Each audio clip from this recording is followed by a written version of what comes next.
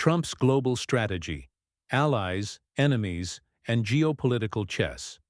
Some say Donald Trump was just a controversial politician, but those who observe closely realize something much more complex. He wasn't governing a country. He was playing chess with the planet. While the world saw him as an arsonist, he saw the world as a chessboard. Each leader a piece. Each crisis an opportunity. Sounds exaggerated?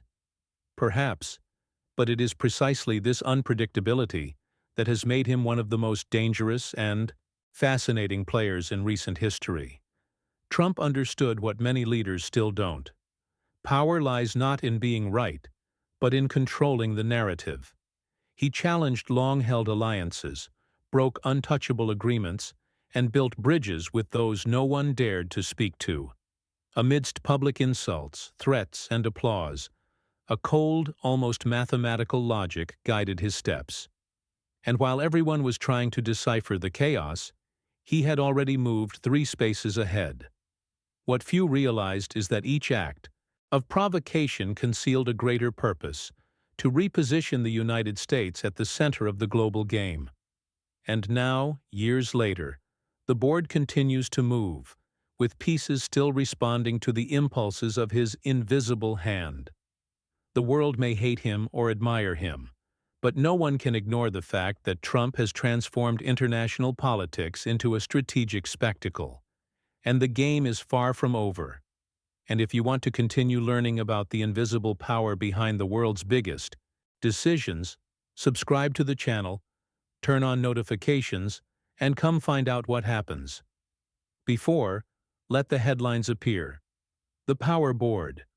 Trump's return to the global arena. When Trump returned to the international political scene, it seemed as if someone had slammed the board and rearranged all the pieces. Leaders around the world stopped to watch his moves, trying to decipher whether he was playing chess or dominoes. His promise to put America first wasn't just a slogan. It was a strategic code. He knew that to rebuild the empire, he needed to reconfigure the ties of power, even if that meant challenging old allies and provoking new enemies. It's curious how power in the right hands seems like a game of strategy, and in the wrong hands, it becomes a global firestorm.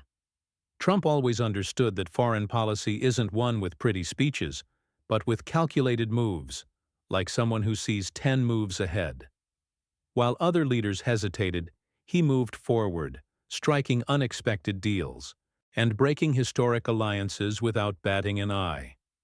His boldness divided the world. Some called him an unpredictable genius, others a suit-and-tie arsonist. But what few realized was that, behind every decision, there was a silent logic, a cold reading of the global board. Trump's return to the international arena was not an act of impulsiveness, but an attempt to regain center stage. He knew his every move would echo in Israel, Moscow, Beijing, and even in the shadows of the Middle East. The world watched, unsure whether it was facing a ruthless strategist or the harbinger of a new world order that was just beginning to take shape. Redefining allies, Israel, NATO, and the Arab-American axis. Trump never believed in alliances based solely on tradition. For him, international loyalty isn't based on decades-long promises, but on immediate results. That's how he shook up NATO, demanding that each nation pay a fair price for its own defense, like a merchant finally deciding to revise old contracts. At the same time, he grew even closer to Israel, understanding that, on a volatile board like the Middle East, that small territory was the most valuable tower in the game. His policy wasn't driven by sympathy, but by calculation, and every move had purpose. The agreements signed between Arab countries and Israel during his term were seen as improbable, almost unthinkable. Dubbed the Abraham Accords, these treaties showed that even historic enemies can negotiate when the benefit is clear. Trump understood that peace and power go hand in hand when one speaks the language of interests, and he spoke it fluently. While traditional diplomats tried to forge alliances with sweet words, He used economic and military clout as currency of persuasion. The result? A more pragmatic and less predictable Middle East. However, every rapprochement comes at a price. By strengthening Israel and weakening long-standing NATO commitments, he redefined what it means to be a U.S. ally. Many leaders felt betrayed, others inspired. And in the wake of these decisions, new blocs began to form, while old powers reorganized to avoid being left behind. It was the beginning of a new global configuration, one where the enemy didn't always wear a uniform and the ally could switch sides overnight. The new enemies, China, Iran, and the ghost of the Cold War. Trump understood early on that the new war would not be fought with bombs, but with chips, data, and sanctions. China, with its silent expansion, was no longer just a global factory, but a power capable of challenging American supremacy. He reacted like a player who senses a trap on the board and changes tactics. Tariffs, technological blockades, and bilateral agreements were his weapons. The trade war he initiated seemed at first glance a bluff, but it was a message. He wanted to make it clear that the Chinese dream would not advance without resistance. Meanwhile, Iran became the specter that persisted in haunting the Middle East. Trump tore up the nuclear deal signed by Obama, calling it naive and dangerous. For him, negotiating with Tehran was like shaking hands with someone hiding a knife behind their back. And when he ordered the strike that killed General Qasem Soleimani, he showed that, unlike other leaders, he was willing to cross red lines if he believed it would protect U.S. interests. Many called him impulsive, others, an audacious strategist. But the echoes of these decisions didn't stop there. China and Iran, isolated by sanctions and mistrust, began to draw closer, like two players realizing they can only win by joining forces against a common adversary. It was the harbinger of a new Cold War, not between ideologies, but between economies, data, and global influence. And on this redesigned board, Trump was already preparing for his next move, transforming diplomacy into a weapon of personal power. Diplomacy or intimidation? The Trump way of negotiating. Trump was never a traditional diplomat, and perhaps that's why he was so effective at times. While politicians used polite terms and endless protocols, he entered the room like a businessman accustomed to closing million-dollar deals with a handshake. His direct, sometimes aggressive style confounded leaders accustomed to theatrical diplomacy. He spoke his mind, unfiltered, and often used silence as a weapon. It was as if to say, "Either you play my game, or you get off the board." This behavior wasn't carelessness, it was a calculation. In every meeting with Kim Jong-un, Putin, or Xi Jinping, there was a built-in strategy. Disrupt predictability. Trump knew that an uncomfortable adversary is a vulnerable adversary. By threatening to withdraw from treaties, impose last-minute tariffs, or cancel meetings unexpectedly, he created a psychological environment where fear and curiosity intermingled. Negotiating with him was like walking through a minefield. You never knew whether the next move would bring an agreement or a diplomatic explosion. But paradoxically, it was precisely this unpredictability that gave him the edge. Many leaders began to concede before the talks even began, simply to avoid the chaos he could provoke.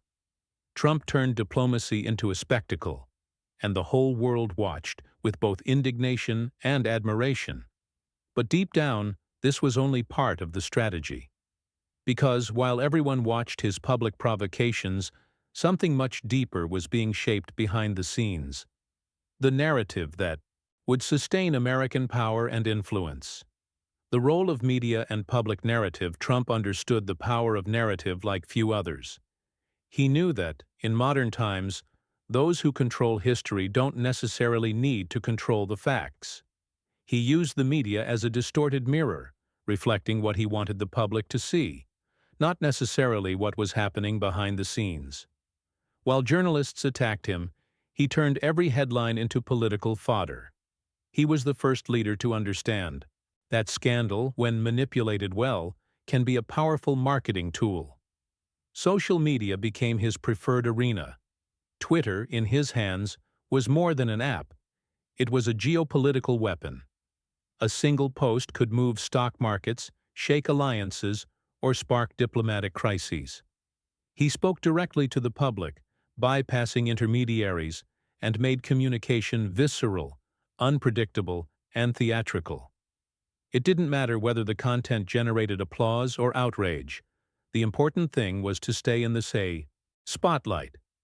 And at this, Trump was a master.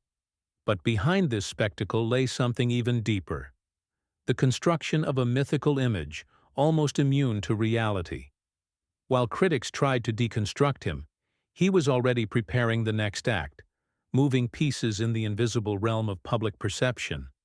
It was the war of narrative, and in it, truth was just another piece in the game. And so, while the world debated tweets and headlines, the real consequences of his actions began to reshape the global balance itself. Global consequences, and the game that continues. Trump's every move left profound marks, both visible and invisible, on the world stage. What was once a predictable foreign policy became a dynamic board game, where alliances formed and dissolved as quickly as a well-calculated move. Countries like Russia and China began to test their limits, while Europe reconsidered its own role in the global balance. The world, which once seemed divided between good and evil, now fragmented into gray areas of interest. The impact went beyond politics. The global economy oscillated between fear and euphoria, as if trapped in a perpetual cycle of tension and expectation. Investors began analyzing every tweet and speech as if they were market reports. International security also became more fragile, with new powers emerging from the cracks left by controlled chaos. Trump had changed the way the world reacted, and, more importantly, how it prepared to react. And even after leaving office, his shadow still loomed large. Leaders imitated him, analysts studied him, and his critics couldn't ignore him. He had transformed global politics into a never-ending game, a chess game where each piece still carries its influence, even off the board.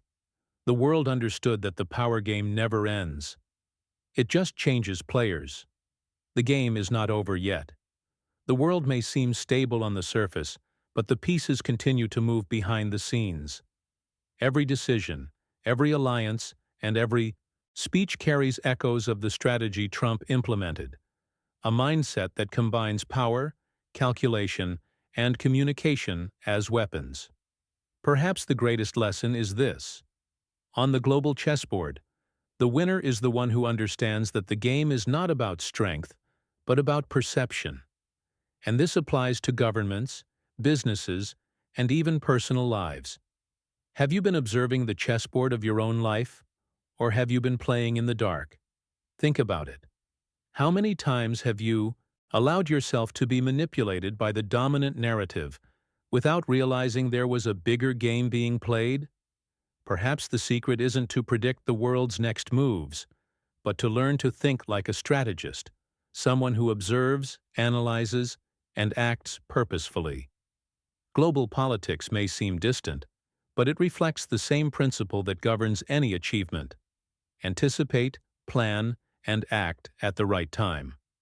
So tell me, if you were in Trump's shoes, what would your next move be? Would you play boldly, or would you rather wait for the board to move on its own? Leave your answer in the comments, and if you want to continue learning about the invisible power behind the world's biggest decisions, subscribe to the channel, turn on notifications, and come find out what happens. Before let the headlines appear, because in the end, understanding the game is the only real way to win.